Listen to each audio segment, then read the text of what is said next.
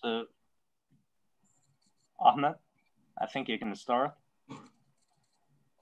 Okay, so welcome everybody to the inaugural roundtable, a book discussions roundtable, the brainchild of our colleague Shaddel, which I'm very happy to help co-organize. This will be the first meeting, what we hope to be an occasional series where we organize discussions around new and interesting books that have just been released, and facilitating a conversation with the author and other leading scholars in the field, public conversations. So today's discussion will be about the new book by Professor Philip Wood, The Imam of the Christians, which was just published by Princeton University Press. I will allow May to introduce Philip, but I'd like to introduce the panelists who will be discussing the book at the present moment. So our first discussant is Dr. Antonia Bosanquet, and she is at University of Hamburg, and she's working on a research project tentatively titled The Islamification of Africa in the 8th and 9th centuries, or I should say Afriqiya. I have a hard time. Would you use the Arabic pronunciation when speaking English or not? That kind of code switching I always mess up with, so forgive me, Afriqiya.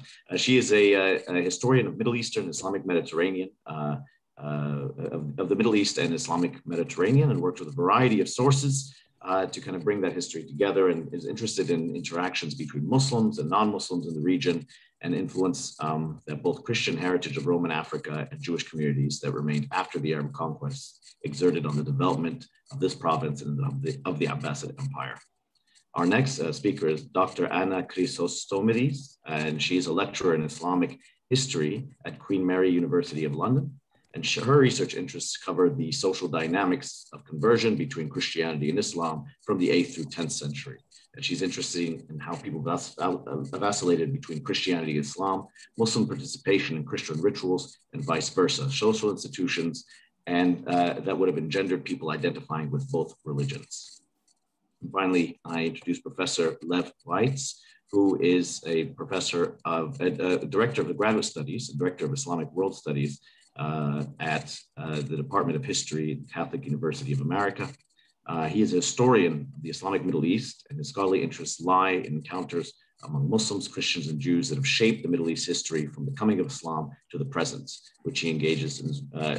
This is what he engages in terms of his research and his classwork. He's published widely on these subjects. So thank you very much and for participating in this. And I'd like to, of course, say a little bit about the main organizer, who's Mehdy Shaddel. We all know him very well. He's currently a PhD candidate at Leiden University, working on a project called Keepers of the Flame, the Reconfiguration of Zoroastrian Priesthood in Sasanian and Early Islamic Times. But of course, May works on many, many more subjects. His research has covered grounds of Arabic historical tradition, non-Muslim sources for early Islam, the Muslim conquest, the Quran, monetary numismatic histories of the early Muslim Empire, Arabic epigraphy and papyrology, and apostolicism in early Islam. So welcome everyone, and I give the floor to May.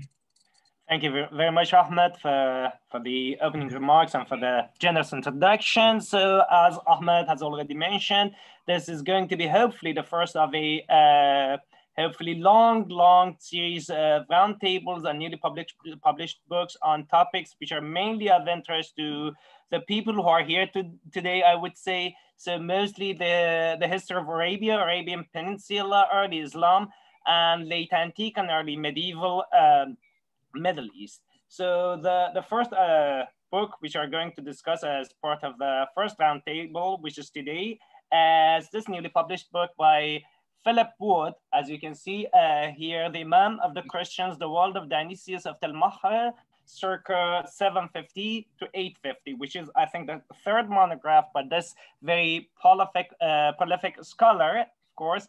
And so we are going to talk about this.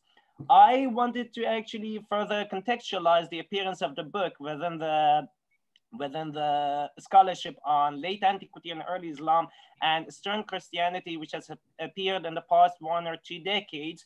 But I think given that most of the audience here are either themselves academic, like I mean very proficient and scholarship on the subject themselves, or people who closely follow developments in academic circles, I think that's not very necessary probably. So I'm going to confine myself to, well, a couple of remarks about 2 particular points, take homes, which I actually had from after reading the book or skimming through parts of the book.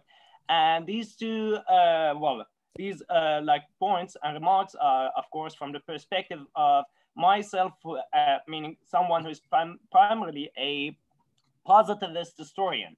And one of the, most interesting points I actually came across in the book is that it focuses like on local elites and in the early Abbasid period, which is a period for which we have got many more sources at our disposal, near contemporary or contemporary sources at our disposal than compared to the Umayyad and the early Islamic period in general. So there have been many studies on elites, local or imperial, in recent years in the early Islamic period, and in particular in the Umayyad period. But fewer studies have been dedicated to the study of elite in the early Abbasid period. While we've got much more sources at our disposal, probably, or at least that's my understanding, and which are closer in time to the events for the history of the early Abbasid period. And one of the admirable jobs which Philip has done in this book is to look closely at the daily life of the local elites in the early Abbasid empire, with a particular reference to Dionysius of Tel-Mahre, which was very interesting for me, partly because of the fact that when speaking about the elite in the Umayyad period, sometimes we have to we are mostly like on very not very firm ground, and many of the figures we talk about are shadowy figures. While in this case, this person, the subject of the book, is a very well-known individual. And this probably, at least in some cases, should be of help in further pinpointing some of our theories, ideas, because we know much more about this individual in particular and his life and his dealings with both the Muslim rulers and the locals and fellow Christians and others. So it should be of great help in further pinpointing many theories which were hitherto, or when talking about the Umayyad period, very not based on very firm ground, but focusing on the elite in the early Abbasid period, which is a period for which we've got further sources at our disposal, may be fruitful in this regard. And the other point which attracted my attention was the question of historiography, let's say, of early Islam. So as we know, as you all know, the use of non-Muslim, so-called non-Muslim sources, the division of our sources, to be honest, into Muslim and non-Muslim, or Arabic and non-Arabic, is not something I'm a great fan of, to be honest with you. But it's unfortunately or fortunately, for better or for worse, it's become something of a vogue in recent years to speak of our sources in such terms, to divide them into Muslim and non-Muslim, Arabic and non-Arabic. But yes, the use of non-Muslim sources for the study of early Islam has become something of a vogue in recent years. But sometimes I have the impression, at least that's my own impression, that the study of these sources and the use of these sources in the study of early Islam has not been commensurate with an increase in our understanding of the social context, social, political, and historiographical context in which the authors of these sources were operating, unlike the case in the study of Arabic historiography. And one interesting example which I remember from the book is the theme of clerics, Christian clerics, doubling as tax agents in the Abbasid Empire, which Philip contends to be something of a topos which the author, the source, in this case, Dionysius of Tel-Mahre, puts to, well, some use to serve his own personal agenda, which is, well, of course, a very fair point to make. And this is the kind of thing that has very often been neglected in, when using non-Muslim sources for the study of early Islam. And this is one of the points which I think is worth further looking into. And this kind of studies in general are really called for in the study of early Islam, because they help to further contextualize the social context in which the authors of our non-Muslim sources alongside Muslim sources were operating. So those are my 2 cents. And I think I've got no more further comments to make on the book. But it's a very excellent book. So I suggest that you actually read it for yourself. It's, well, just very well written as well. And, well, thank you.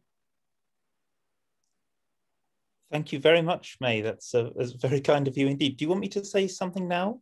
Well, you can, yeah, you can. Well, I think you've got more time at the end to well, you can take notes, and then if you want to respond or something, it might be good if you might say a few words now while May's words are fresh in our mind. Sure. You would, say something. That would be. Well, thanks very much indeed for your kind words, May. It's very kind of you indeed.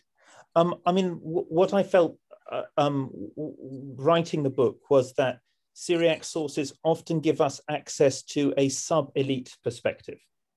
So it's not necessarily that they're always telling us about the lower classes or the peasantry, but they're telling us about how elite ideas have been received and how they're adapted.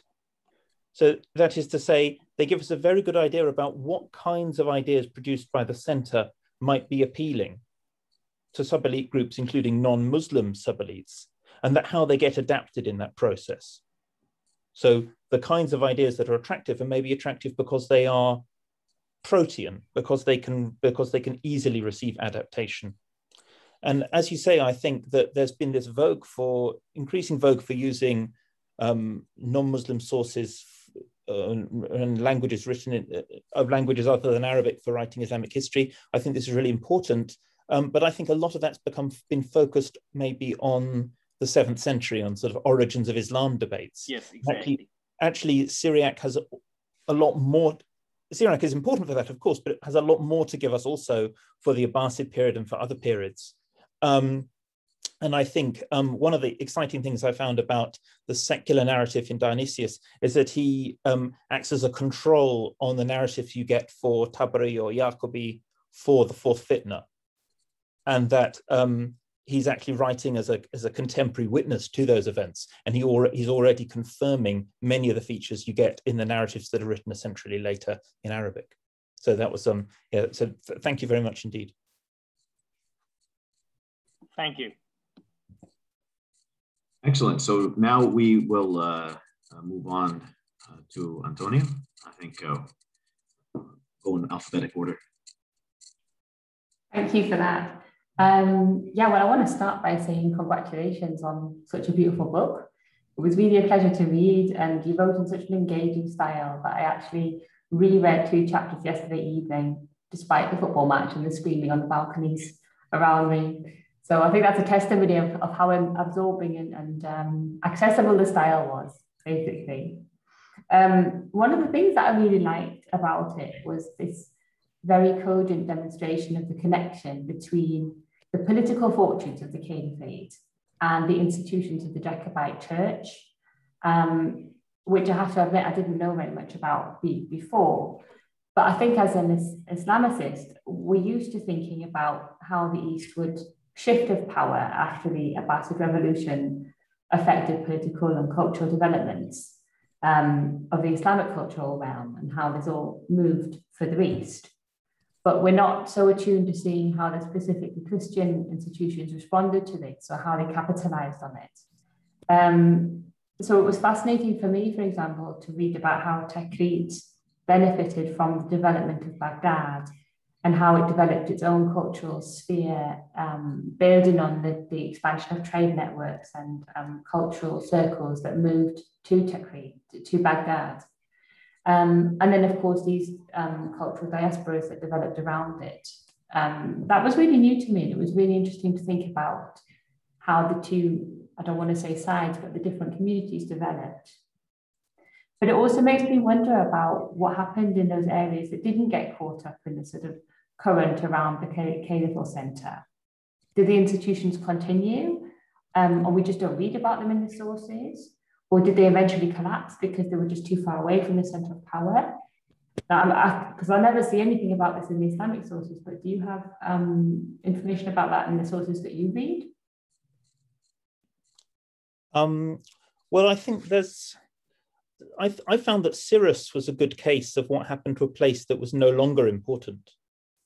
That Cyrrhus and Guba-Baraya were quite a good case of sort of a place that's, you know, its own world, but doesn't really enjoy very good links to political centers. And that means that makes it really a place, it becomes a dumping ground for these Slavs who convert to Islam, and they send them all to Cyrrhus.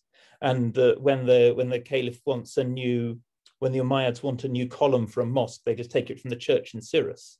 There's not a, that distance from the centers makes them vulnerable. And I would say the contrast in the 9th century, the contrast from my mind that really runs through the conflict between Abiram and Dionysius, so the two contenders for the patriarchate, is Abiram supported out of Cyrrhus, and he just doesn't have those links. By and large, he doesn't have the links to really to get recognition as patriarch, and that in turn means they lose their powers of being able to. The Guba-Baraya loses its powers of being able to appoint a bishop. So there you have. So Cyrrhus is a case of it's a place that loses its influence visibly in Dionysius's lifetime. But of course, there are other places that Dionysius barely mentions. We only know about Jacobites in Palestine for this period really from episcopal lists. We don't get told anything about them. So quite how their fates might have changed in this period, we don't know. It's sort of, that's one of the places almost, they're not given a history by Dionysius. It's so tantalizing, isn't it? Because I feel like you get glimpses into all the things that you don't know, and then a very little glimpse into what we can know. Yeah. I have to say that was something that I found a little bit frustrating about the book, about your book, because then I realized how much there is that we just can't access. But the other thing that I found really interesting, and this is from the perspective of my own work on discourse about Muslim, non-Muslim relations, was again with this issue of sources and the way that the special access to the Caliph, what you call Königsnähe, related to language. Because of course the semi-legal and the legal works about Christians and Jews, which are written by Muslims, they depict these Christian and Jewish communities as completely abstract entities. Yep. They don't have their own identities, and they're just really a function of a wider internal Muslim discourse. And the key element of this for me is that they don't have their own language. They don't have voices. We never hear them speak. We don't even know, what language they were speaking. And so this gives them a very passive subaltern status. And in this sense, it was interesting to see the role that language played in Dionysius' own expansion of his sphere of influence, as you showed. I think you wrote that it was Dionysius' own command of Arabic that set him apart from earlier leaders like George of Beltane. And the way I understand it from your book is that this Königsnähe that Dionysius acquired was contingent on being able to speak the language of the König, or the Caliph in this case. But of course, it's not only the ability to speak the language that distinguishes Dionysius from his predecessors, it's also his familiarity with the whole world that the language carries, and the way that he uses this language and his familiarity with it to fashion his own arguments for his own means. So you showed that he draws on the concept of the imamate to draw parallels between his function and that of al-Ma'mun, to persuade al-Ma'mun to reinforce the role that Dionysius has. And he uses the motif of ancient history to defend the legitimacy of the Suriyaya, or the Syriac-speaking peoples. And of course, this use of history is a topic that we see in the Arab responses to the Shurbiya, the Arab refutations of Persian claims of superiority often refer to the pre-Islamic past, like pre-Islamic Arab kings and the biblical narratives about Arabs. So Dionysius's use of history to defend the idea of a Syriac people would have really resonated with his Arab audience. And many uses the concept of a dhimmi to delineate the relations between the Jacobite Christians and the Muslims. So he's using language and concepts from Islamic culture to carve out a space for his religion, or the Jacobite Church, and for the Syriac people, and for himself as the ruler of these groups. And of course it worked, which is why we know about it. I suppose if he hadn't been so successful, then his history wouldn't have been written, and we just wouldn't have known. But what really comes through for me in your study of his history is how Dionysius values his ability to use the language of the other, if he sees him as an other. He consciously recognizes the importance of penetrating the Caliph thought world and speaking to him from his own standpoint in order to get what Dionysius, wants. And my question to you was then whether you know at all, when you were reading through these sources, how much do you think that he acquired this language and familiarity with the thought world through a conscious education process? I mean, did he engage with specific Muslim authorities or specific texts, or was it just a sort of process of osmosis because it had become part of a broader cultural sphere? I mean, obviously the concept of dhimmi would have been something that he knew, but for example, the use of the concept of a mermaid I'm not sure how widespread that would have been at the time. So I was wondering if you could say something about that. Yeah. Thank you. It's a really good question. And in terms of imamate, I think the fact that the slogan, the term imam appears on the coins of Al-Ma'mun, I think is significant, that this is a term that's really in the air, is very visible, maybe quite suddenly visible to non-Muslims in the context of the overthrow of Al-Amin. I think so. In terms of how Dionysius acquired this knowledge, I think if I perhaps refocus that question on what his audience is for this book, because he's writing in Syriac, but it's a Syriac that is occasionally, in certain scenes, laden with Arabic technical terms, and he doesn't explain them.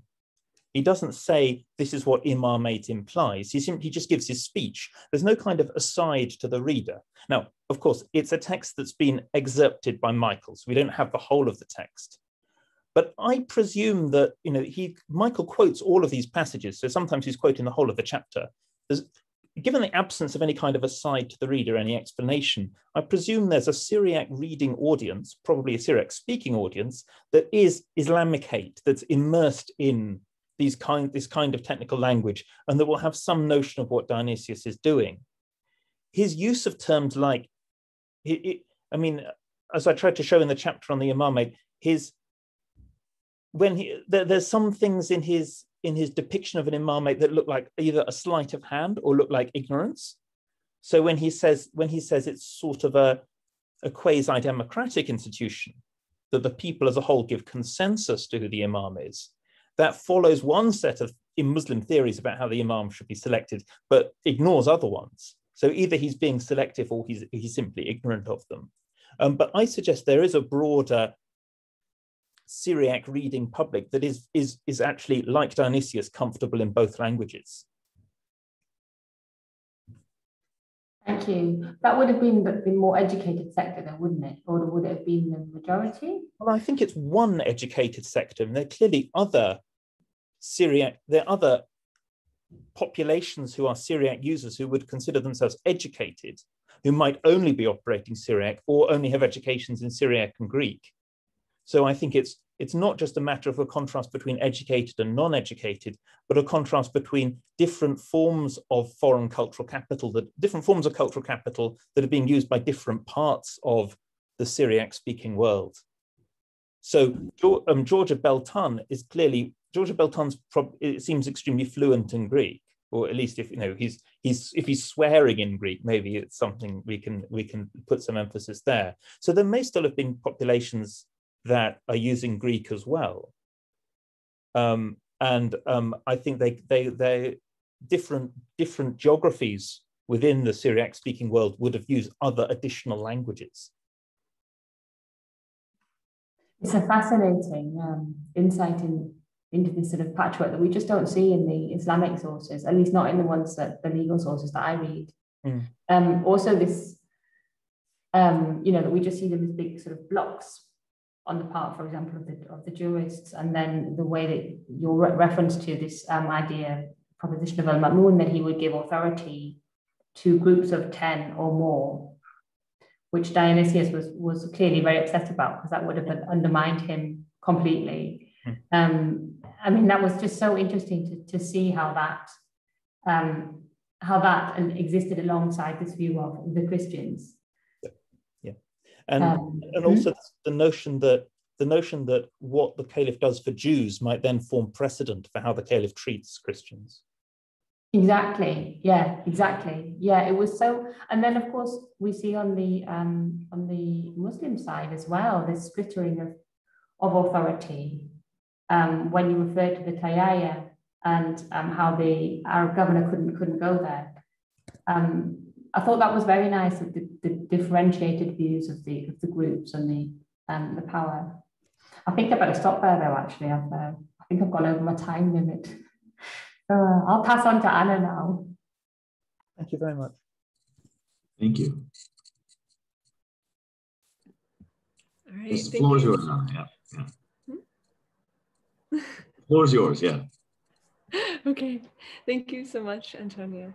Some of that covered a little bit of what I was going to say as well, so I'll be fairly brief. I have lots of questions in my thoughts because this opened up a whole new world. It was sort of like looking at things with a magnifying glass for me, which I quite enjoyed.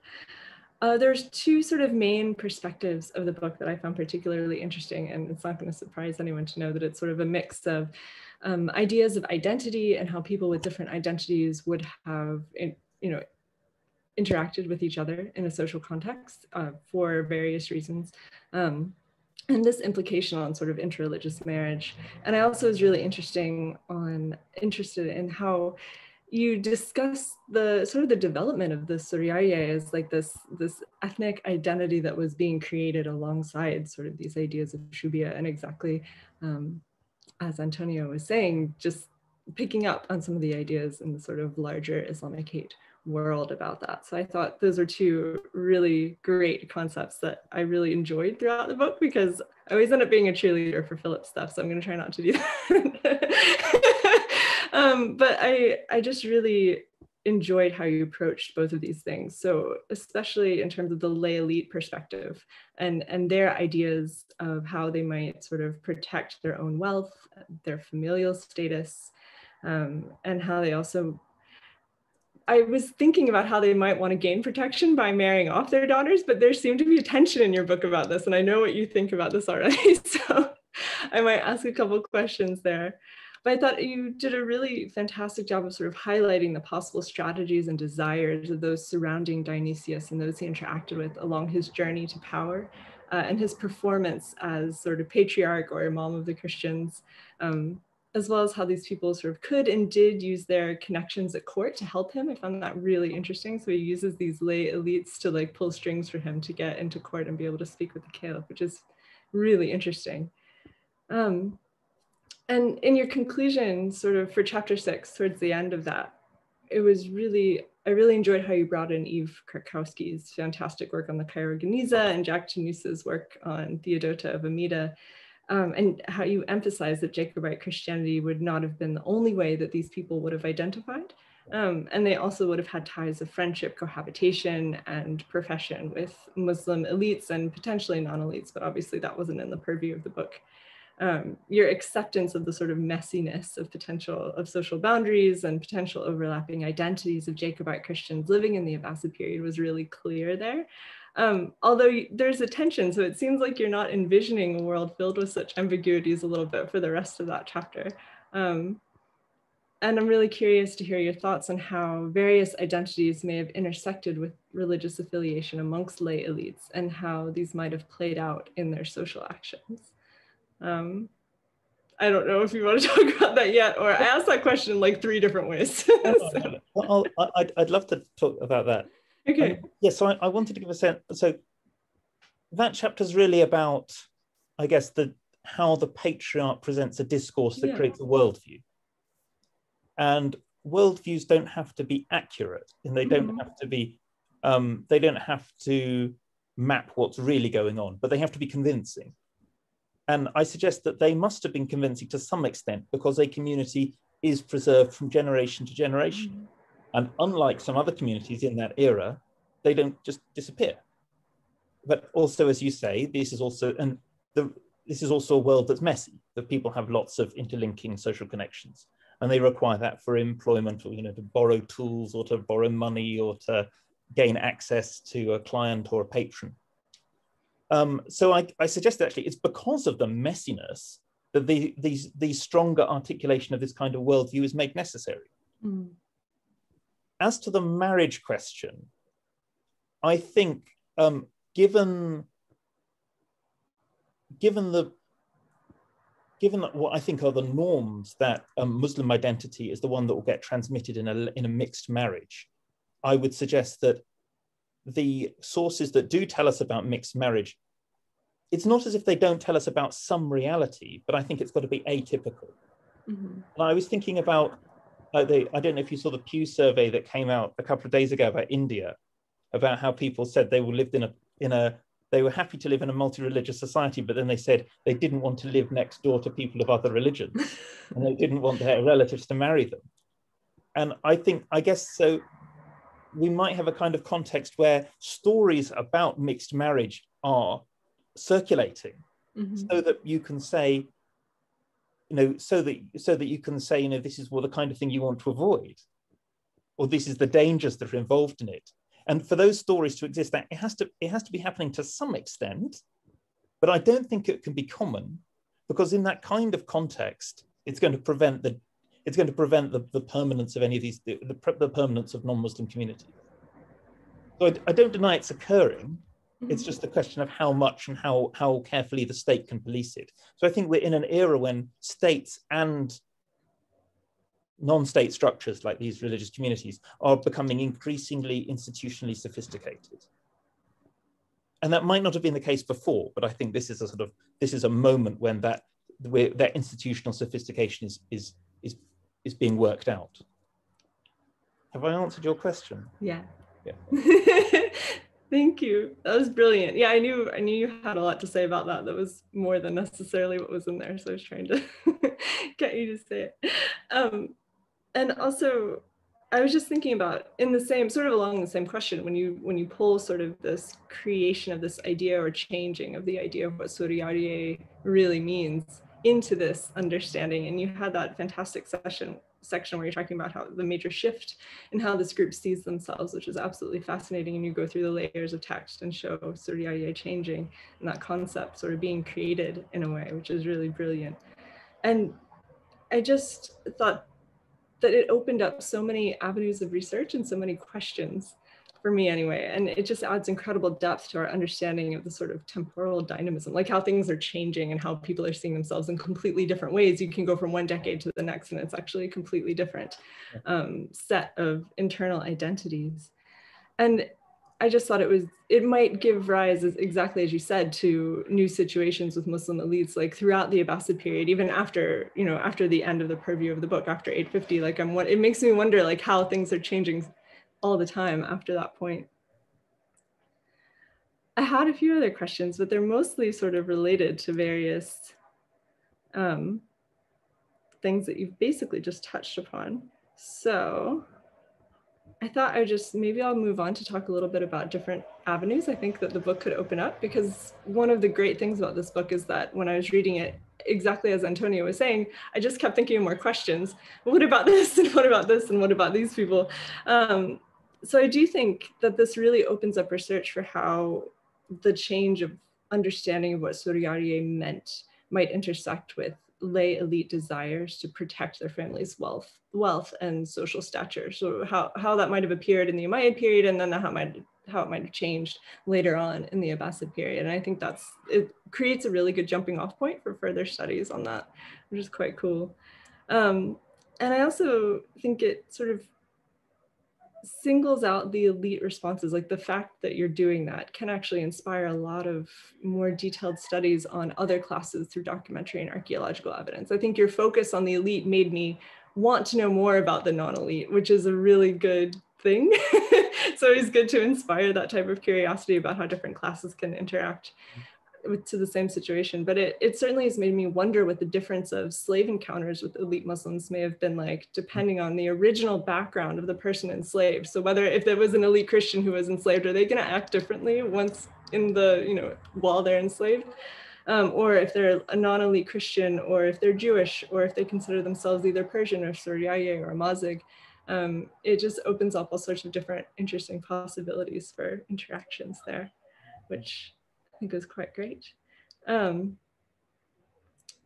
Yeah, and finally, it really acted as a catalyst for me anyway, for thinking about how many caliphs and Muslim elites may have been born to enslaved Christian women as well. Obviously, I'm going to have this a totally different set of interests that come out of this. But it just kept making me think of the opposite, especially, what this difference might have made to how these people were raised and what their outlook may have been like. But yeah, no, it brought up so many good things. And I'll ask you one more question to end on, just because I thought it was a really fascinating point of theory. When you were talking about Jack Goody's study, I really enjoyed how you used the points about honor and shame being used to control the marital choices of heads of family and possibly women. I thought it's really good language to bring in, I think, to the discourse. And I think it's really helpful to use and think about when you're thinking about these things. And I was just wondering about this study in particular. You were saying it was about culture in an area of Eurasia where the land is a scarce resource.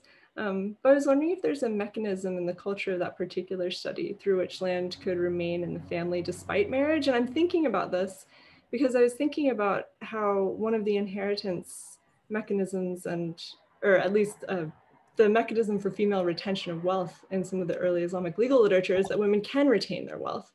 Which would mean that if they remained Christian, it wouldn't necessarily leave the community. But of course, it's not practiced the same everywhere. But it just made me think about that and wonder how that sort of relates to these ideas of wealth leaving the community. If there's an understanding that the community that someone's moving into might not actually be taking the wealth. So, I mean, I don't know. I haven't thought about this one. So. Sorry, I did warn you. Correct me if I'm wrong. I guess my thought is if you have a legal structure that allows women to retain land, but the woman then has children and the children are Muslim. Oh, that was the second part of my question, actually. I think the wealth would then leave the community. So it's only going to be retained by the woman's home community if she has no children, I take it, or is then divorced and childless. Because because if women have inheritance rights, won't the children inherit the land? So the second part of my question that you totally just anticipated is that in some of the earlier sort of legal works within early hadith collections and also fiqh, so Abdul Razak's Musannaf, Shaybani's Siyar, and the Kitab al-Un by Shafi'i, you have a fair amount of attestations of matrilineal religious inheritance as well. Okay. So I was a little curious about, I haven't pinpointed what areas these are happening in. So I'm wondering if maybe they're not happening in areas where Jacobites are. But I don't know if there's any way to pinpoint that yet, of where that's coming from. I don't know. That's something for me to go and think about. And this is probably something that Lev knows the answer to. The Jacobite law codes have this very detailed prescriptions on inheritance, on kinds of forms of licit and illicit marriage, and on inheritance as well. And it also included are sections of the Jacobite law that incorporate law of Islamic origin. into things like inheritance. But I don't remember seeing anything there about matrilineal inheritance in those sections of Muslim laws the Jacobites are responding to. But I need to go away and reread that source. Can I say a word about slavery? Because there was a section that I didn't get to talk about in the book that I found, or only touch on very slightly, that I found very interesting. Was that the destruction of churches seems particularly intense in Haran. And I wondered if part of the context for that might have been that a generation before these events occur, that Christians in Haran and Edessa have been forced to release their slaves. And I wonder if the mechanism for that is that they're becoming Muslim. And so when churches are destroyed by a Muslim mob in Haran or Edessa, these are people who've been formerly owned by the church. And so they have a specific animus against the church as a oppressive institution in those places. So that the local demographic of Muslims in Haran and Edessa may have been, to some extent, comprised of people who were formerly slaves of the Christians. And Dionysius, one of the things Dionysius is so furious about is that local Muslim governors, such as Yakdan, would free the slaves of Christian landowners. So I wondered if there's part of that mechanism. And it was also feed into this discussion of conversion, is that that some of these Muslims in Mesopotamia may have been formerly Christian slaves. But I find it interesting also what Dionysius doesn't tell us. He tells us nothing about the ethnicity of these slaves. Is that, in terms of our details of what language they might have spoken or how they identified, nothing. And in that sense, Dionysius is quite unlike the Chronicle of Zucknin, who seems much more, he seems to provide all this detail about the suffering of the poor, which is not such a prominent theme in Dionysius at all.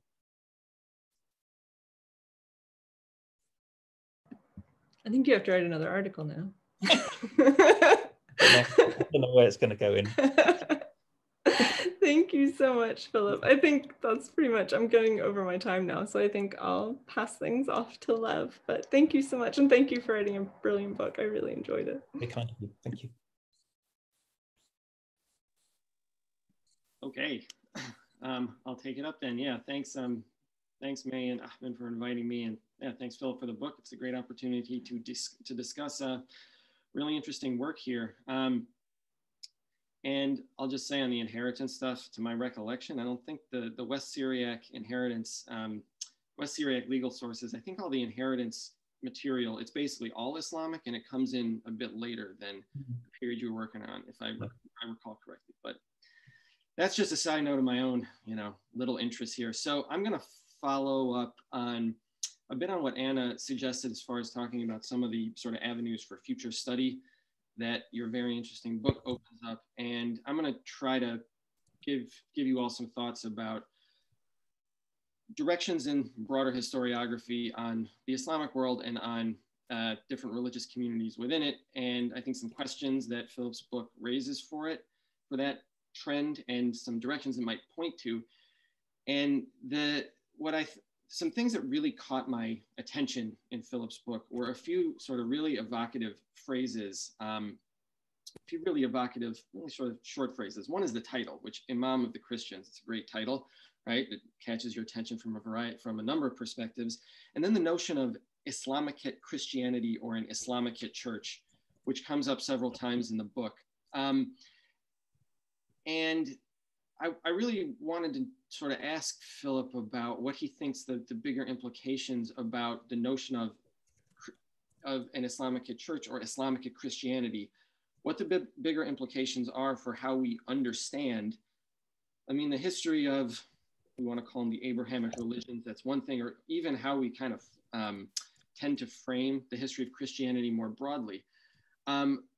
Seeing this phrase Islamicate church reminded me of Sebastian Brock's famous formulation about how in sort of the study of ancient Christianity, we're used to Latin Christianity and Greek Christianity, but there's this whole third tradition that's sort of, equally as significant, and that's the Syriac one. I can't remember what article that's in, but that's always stuck with me, as I'm sure it's stuck with plenty of people who are on this call.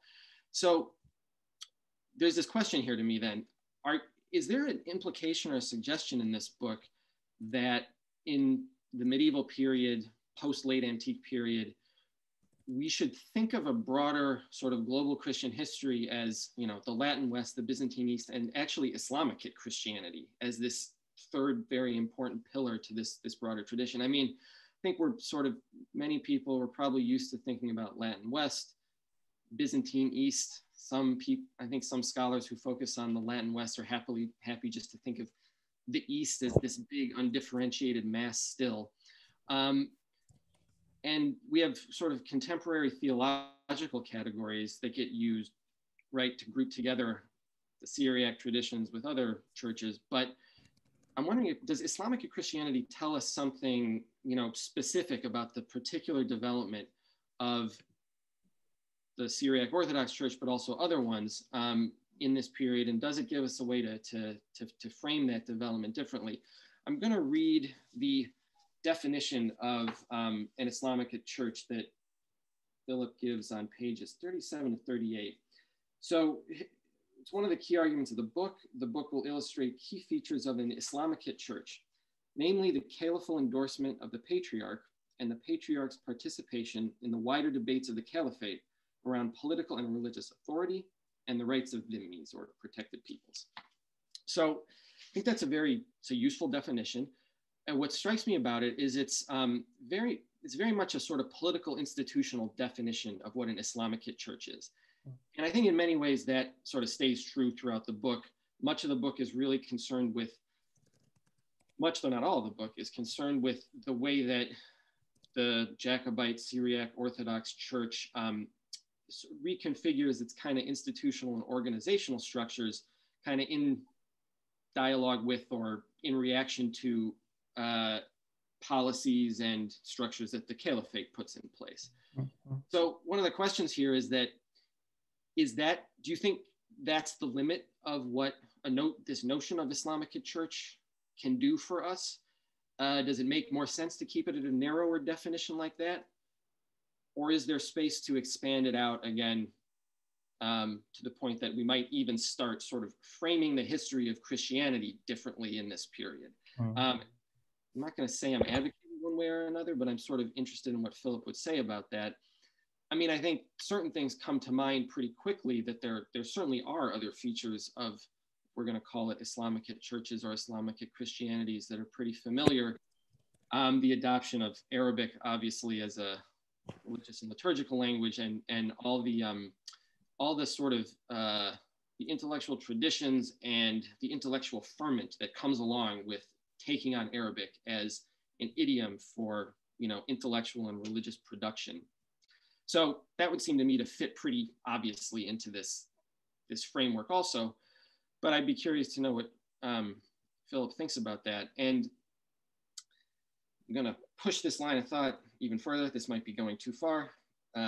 Yeah, I might be pushing this further than it really can sustain itself. But I'm, you know, like I said, I'm curious to know what Philip thinks about it. Like Anna, I was interested in when you brought in some of the comparative Geniza material, and I thought that worked very well.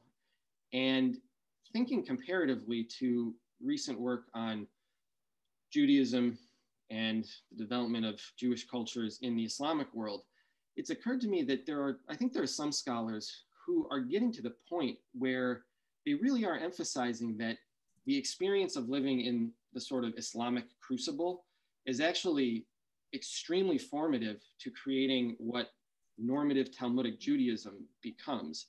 So the notion that the rise of paper as a you know, really sort of cheap way to now contain a text, and in this case the Babylonian Talmud, and then all these networks across the Mediterranean among Jewish communities in the Islamic world, is actually a big part of what lets the Babylonian Talmud spread and become the sort of normative standard and supplant these local traditions in places outside of Iraq. And so in that sense, Islamic Judaism becomes normative Babylonian Talmudic Judaism in a certain way that of course remains influential and in something, you know, remains sort of a standard Judaism to the present day. So that makes me wonder if this either kind of Arabic Islamicate Abbasid crucible is sort of seems to be really significant, at least from this one scholarly perspective, for the formation of what we still know as normative Judaism. Is there a parallel here? Is there a sensible way we can bring in Eastern Christianities into that framework as well? So that's my sort of big pie in the sky pitch for what do we do with Islamic Christianity, and do we push it beyond the kind of political institutional definition we have here? Can I answer that now? Yeah, sure. I can maybe leave it there. I'll try to answer it. Thank you for a brilliant question, and it's given me a great deal to think about. So I'm going to try to do it justice. As you say, my definition in the book is mainly institutional, but also about, I guess, the use of cultural political discourse as well as just institutional presence. So I wanted to flag up the response, the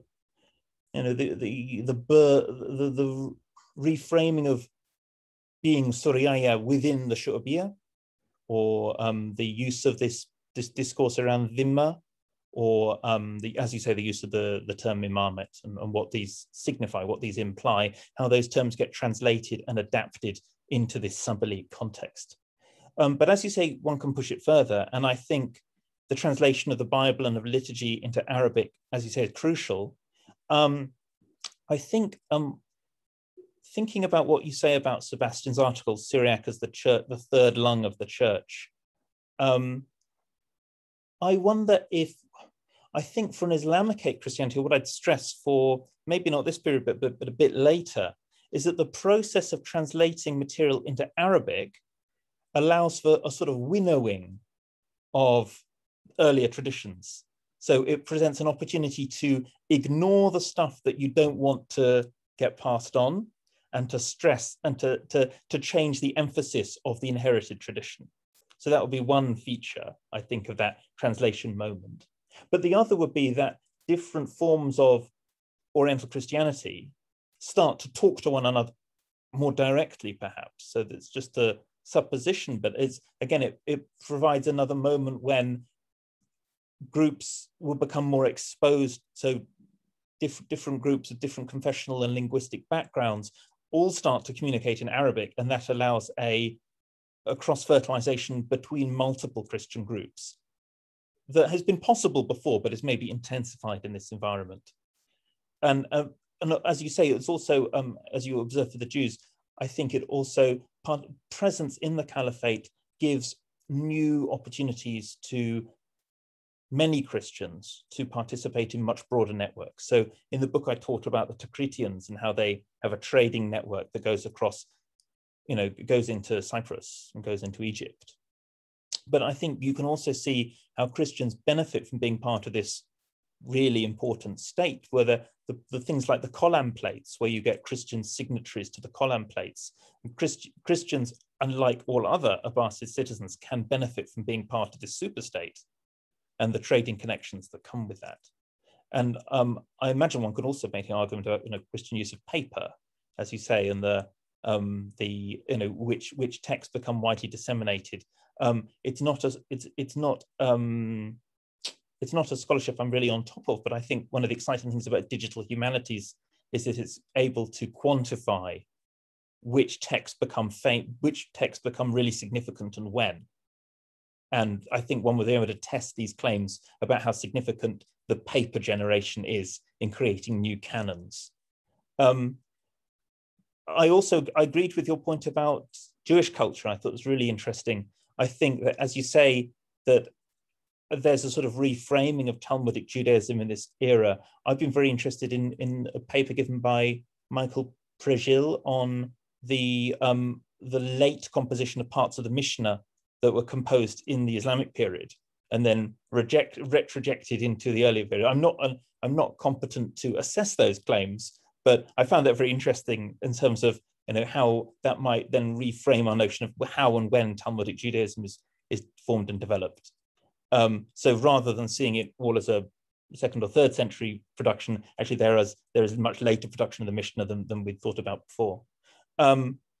Also, there's an argument by Mark Herman, I think, about talking about the writers, the authors of the Talmud as prophets, and using a sort of Islamic terminology that equates prophecy to law giving, that fits Judaism much better than it fits Christianity, but also causes these adaptations for rabbinic Judaism.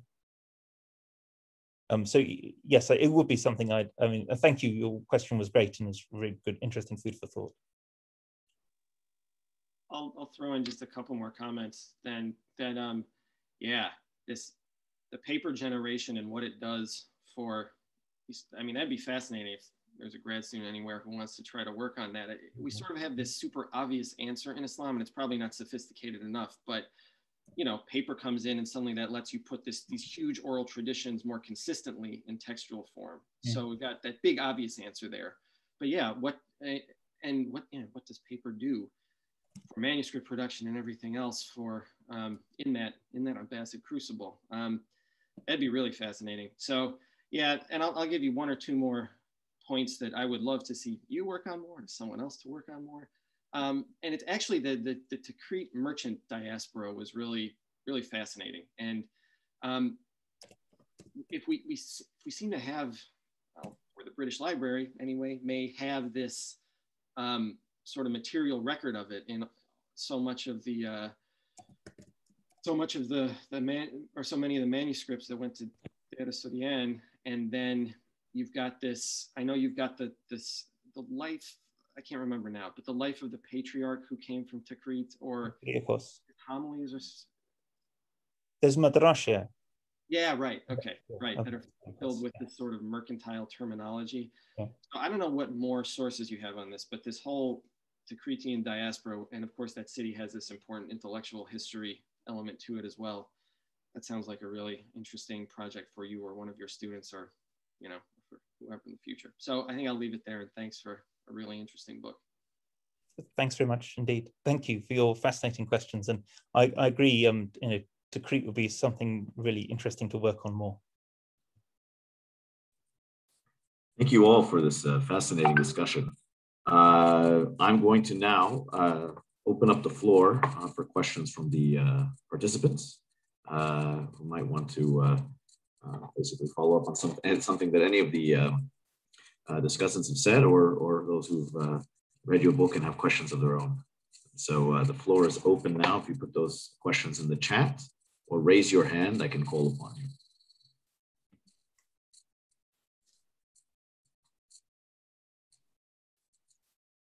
While people type those out, I think I'm going to, yes. So go ahead, May.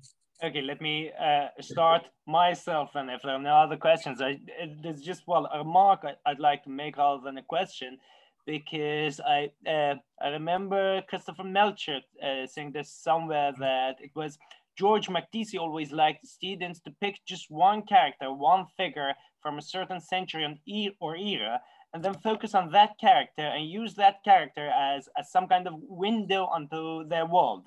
And that was, yeah, something that many of Macdisi's contemporaries and predecessors, and also some of his students did, but it's fallen out of vogue for a while now. So there's probably the first book in a couple of generations at least that takes a figure from a certain era, from a certain century, and looks at their world and uses their world or that character as a window onto their world.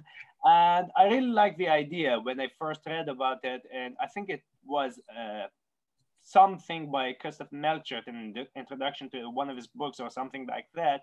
And this is the first time I see this actually being done in recent years, in living memory maybe even. So thank you very much again. So this is a very nice approach, and I like it a lot. So that's also something I wanted to add to my comments about your book. Thank you. Very good.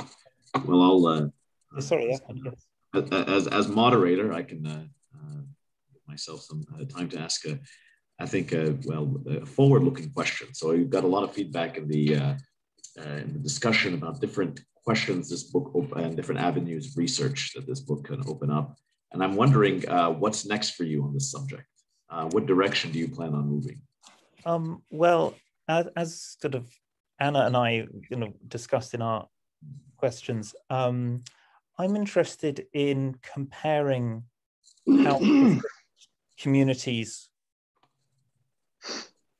flourished or otherwise in the Abbasid period. So I'd be interested in doing a study across multiple communities that tries to, well, at one level, just brings together chronologies of what our data is for how they flourished or declined, but also be able to look at that comparatively to look at what the main variables were for those processes. So I think I'd be interested in asking the kinds of questions I asked of the Jacobites through Dionysius's work of other communities, both Muslim and non-Muslim, to ask how groups are formed and maintained. So that, I guess, a question of historical sociology. So that's what I'd like to pursue next. Thank you. The floor remains open. There's another little answer I could give, which is that there are lots of things on the cutting room floor, I guess, that came out of the book. So there'll be an article on the 7th century in Michael the Syrian, and where I've really failed, I think, to identify what the sources are, but I think one can characterize some of the agendas of some of the authors.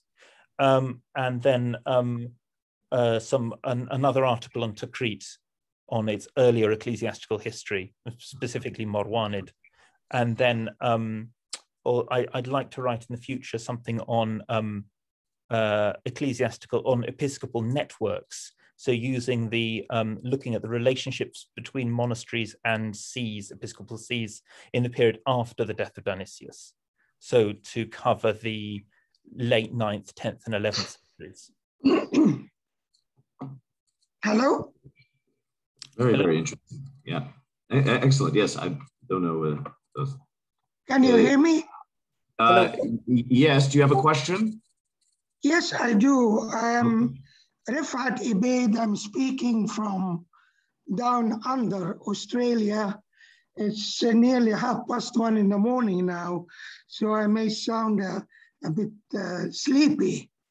Can I just make a brief comment? First of all, I think the title of your book, Philip, is really fascinating. The Imam of the Christians, like Anna and others. I think it's a very attractive title. I haven't done much work in my career on Syriac studies and Arabic and Hebrew on this Dionysius. I work on a later Dionysius, but I did do much work with my colleague David Thomas in Birmingham University, whom you know, on a contemporary of our Dionysius of Mahre, Tel-Mahre, Ali ibn Rabban al-Tabari. He was almost contemporary. He was a Christian until the age of 70, converted to Islam, worked in the palace of various Muslim Al-Mutawakkil, Al-Ma'mun, died around about the same time, mid-9th century. I just wonder whether you find any material, since I haven't studied really Dionysius of Tel-Mahre, of reference to Ali al-Tabari, a Christian converting to Islam after the age of 70. He knew Christianity very well, but then of course he became an apologist of Islam, contemporary with our Dionysius. No, I mean, I'm afraid, as far as I'm aware, Dionysius doesn't mention this Ali. And in fact, Dionysius doesn't seem very directly interested in apologetics. So he doesn't seem to be directly involved in these kinds of arguments sort of for or against Islam and Christianity. I suppose that his fragile political position makes it almost important for him to keep quiet on these kinds of subjects. I mean, I suppose Timothy I, the Catholicos of the Church of the East, had made sort of statements, apologies for Christianity at the court of Al-Mahdi, but I haven't said that Dionysius doesn't do anything of that sort. But I'd never thought about Ali as being in part of Dionysius's thought world, and maybe that's something I need to go and have another look at. But thank you very much. Thank you. We have a question in the chat. I'll read it out so that everyone can hear it. It's from George Kiraz. Is it possible to make a contrast with how West Syriac Christianity operated with the ruler prior to Islam from two perspectives? One, theology in the sense that the imperial structure was of a different confession, and how is that far from the different religions such as Islam? And two, geography in the sense that the early world, West Syriac Christianity, was in the periphery, far from the capital, Constantinople. But now the ruler is in the midst of the Syriac Christians. How did these two perspectives change in the Umayyad Abbasid period? Oh, thank you, George. That's such a wonderful question. I think, in a sense, in the 6th century, let's say, so in a context where we've got Severan Miaphysitism that's distributed in Constantinople, but also in Mesopotamia and Syria, I think that there's much more sense that the emperor is liable to intervene in church politics and in theology. And that's true even when the emperor is a Chalcedonian. So the emperor can still intervene in the disputes between the tritheists and the anti-tritheists, for instance. And there's no sense, or only occasionally a sense, that that's not his job. And it's sort of accepted that even a Chalcedonian emperor might make those kinds of interventions. But I think what differs once you have a Muslim ruler is he kind of lets them get on with it. That at least for the Jacobites, I think he doesn't make theological interventions. He might, there's a phase when early Abbasid caliphs might impose their client as leader of the church, but I don't think they make theological interventions. So in that sense, there's more theological independence. And secondly, I think that under Muslim rule, it becomes again possible for the Jacobites to organize synods. So I think you can see much greater ability to coerce bishops who don't agree with the patriarch. Even you can get the caliph to use Persian troops to lock up recalcitrant bishops or close their churches. So the Jacobite church at least acquires access to physical force in a way that its predecessors haven't had. And I think there's a big contrast. I've been looking at the dossiers of material that circulate in the late 6th century, the kinds of material that Rifat is an expert on, where things like the contest between Paul of Bethukame and Jacob Baradeus, and there they just rely on persuasion. It's very much a case, if you try and persuade a monastery, you get them to sign a document, and then a couple of years later, they all disagree, and they all change their mind. And you don't really have any way of obliging them to stick to their word. Whereas in the Abbasid period, now the patriarch has, ultimately has access to physical force. He can't use it too often, but he has access to it. And yes, as you say, I think another big change of the Abbasid period is that the Jacobite church acquires access to very prominent Muslim rulers through the foundation of Raqqa. And it's no coincidence that 3 of the 4 patriarchs who ruled through the 9th century are from monasteries in Raqqa.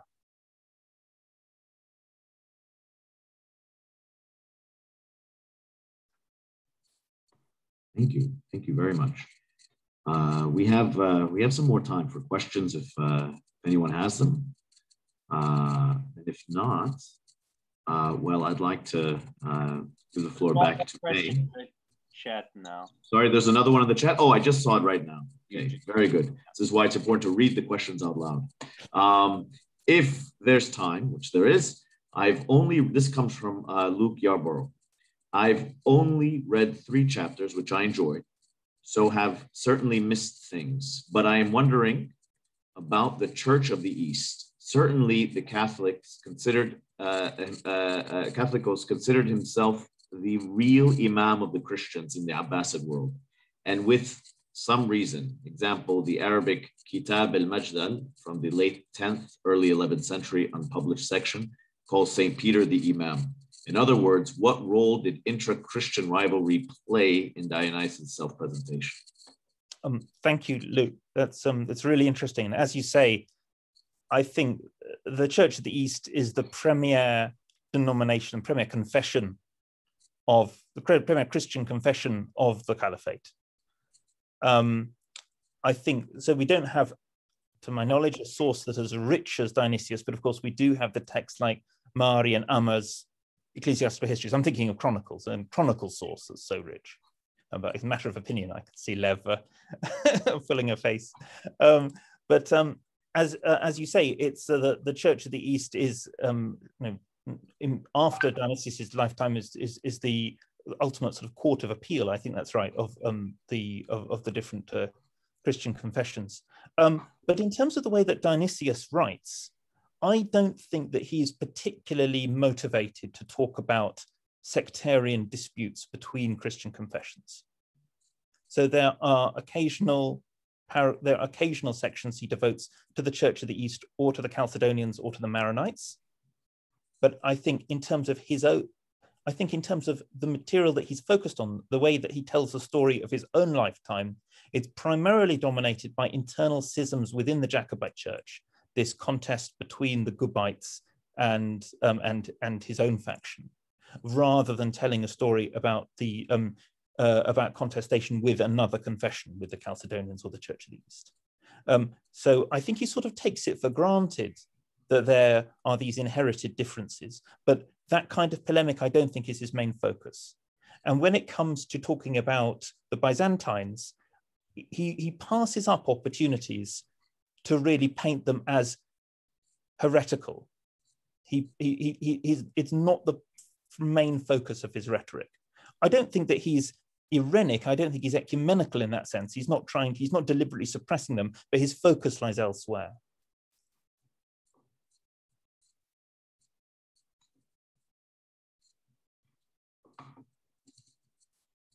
Yes, Antonia? Yeah, can I go back to when you were talking about your future work, what you were planning to do? You were talking about, if I heard rightly, you said you would say something about the sources of Michael the Syrian. And did you say you were going to look at the gender of the sources? Did I hear you right? Their agenda. Their agenda. Yes. Okay, because if you talked about the gender of the sources, that would have been really exciting. But it would be very exciting, but I'm afraid not. Okay, I thought I was onto something there. No, I'm afraid I don't know. I wrote that article, I just became convinced that we couldn't really know, and that actually, so I was going to try and identify the 7th century sources that Michael the Syrian used, but as I tried to do that, I thought I was getting nowhere. So the article instead has become kind of a discussion of the different agendas of the different authors of multiple sections for the 7th century. So I don't try and make any ascription of their authorship in the end. So you actually don't know any of the names of any? I mean, we know some names, but we can't attribute them. Okay, that's very interesting. Thanks. Pleasure.